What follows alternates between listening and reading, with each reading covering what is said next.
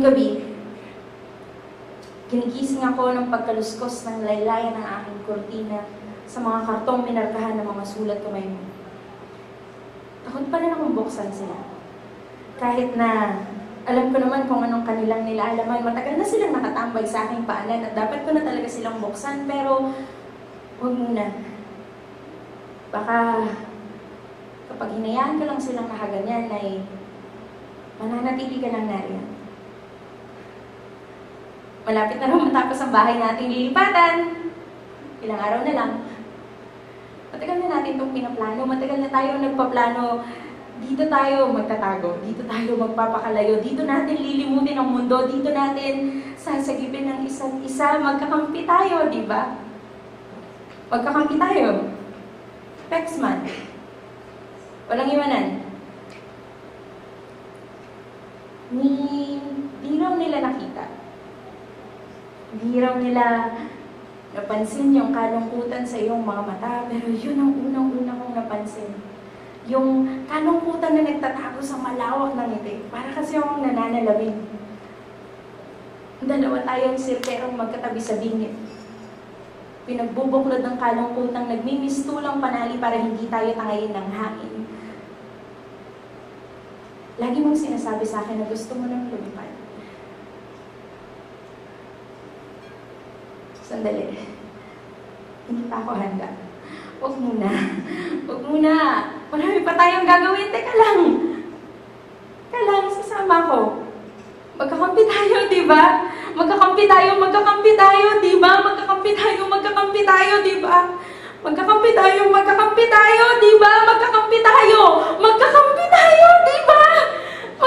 tayo!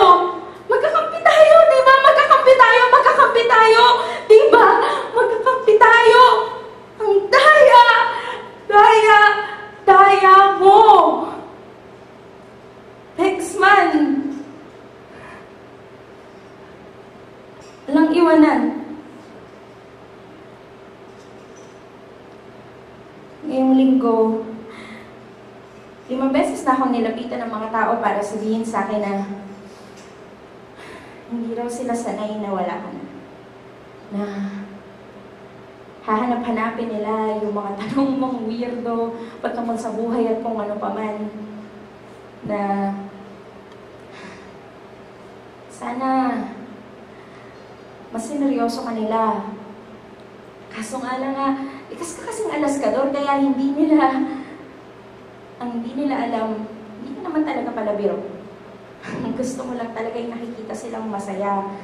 Na sana sinamahan ka nila nung nagaya kang umakit ng bundok o di kaya pumunta sa bahay nung masyado kang maraming nabiling beer.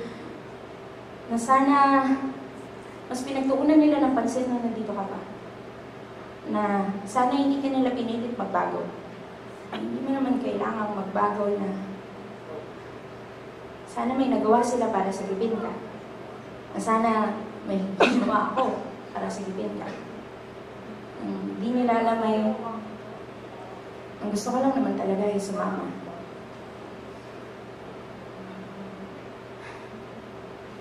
Ngayon, naamoy ko pa rin ang pulbura tuwing binubuksan ko ang pintuan ng kwarto mo. Kahalo ng amoy ng yosi at ng paborito mong pabango, dito na lang ako nakakatulog.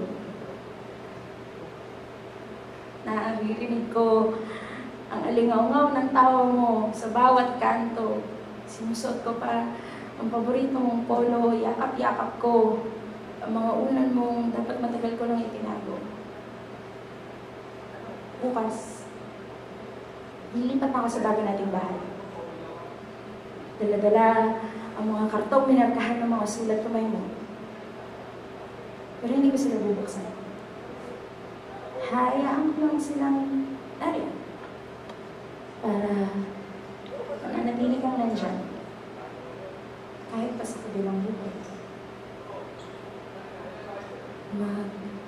Magpapaalam na sa'yo ang aking kwarto.